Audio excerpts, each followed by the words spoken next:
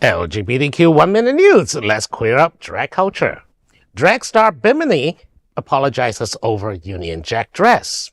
Drag race UK icon Bimini has apologized after wearing a Union Jack dress while touring Australia with United Kingdolls Reunited.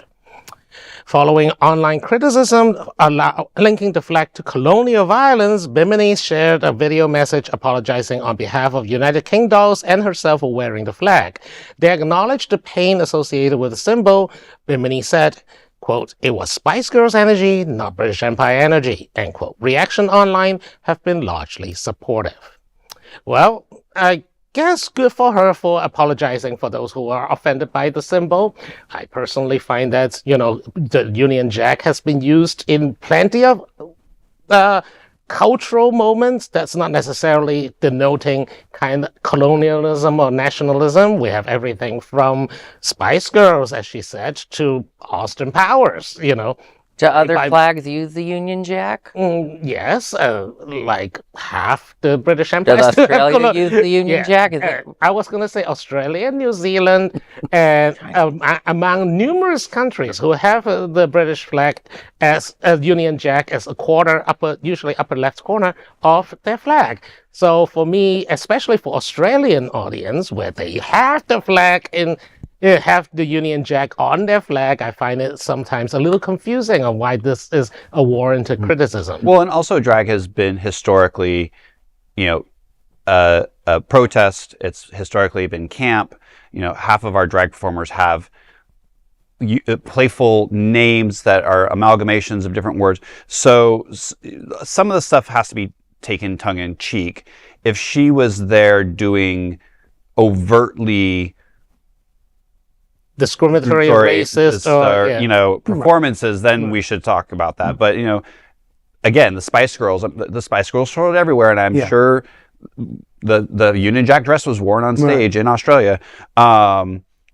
I think we have to be careful, especially considering we're in a country now that is literally obliterating and wiping out our history and any references to our history. Yes, we don't want to repeat these things, and yes, we want to be sensitive, but some of this happened over 200 years ago, so the person that's sitting in that chair watching this wasn't directly affected by it. So to me it's a little keyboard warrior. Remember her name?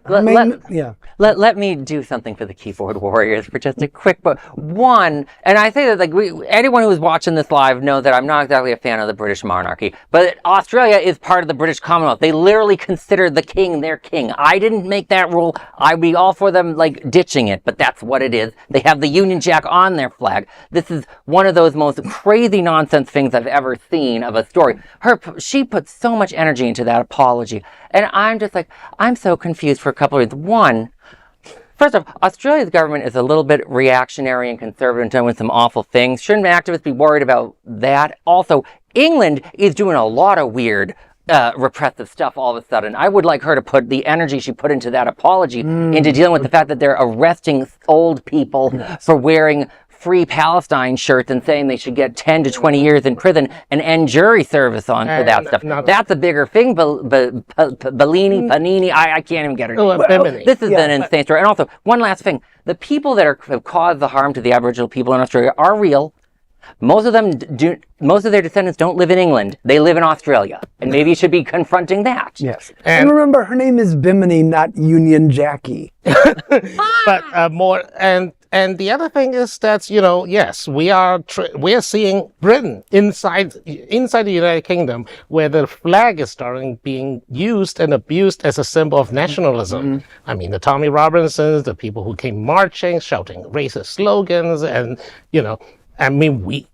part of it is because we have spread a virus. We have spread the virus of intolerance. When you say we, do you mean the United States, or do you mean the British Empire that started it? The United States now, as the dominant power of the world, is now. We have now a government that has been spreading that kind of messages all over the world and has infected everyone from Poland to Hungary that we're talking about. Now United Kingdom at the AfD in Germany. I mean, we are living in dangerous times where we're backsliding into authoritarianism and restriction of speech and restriction of freedom. So there are bigger fishes to fry than this. And that is an LGBTQ 1 minute news story. There's no other queer nonprofit media platform like this in the entire world. Support our LGBTQ stories by sharing them and subscribing to Queer News Tonight.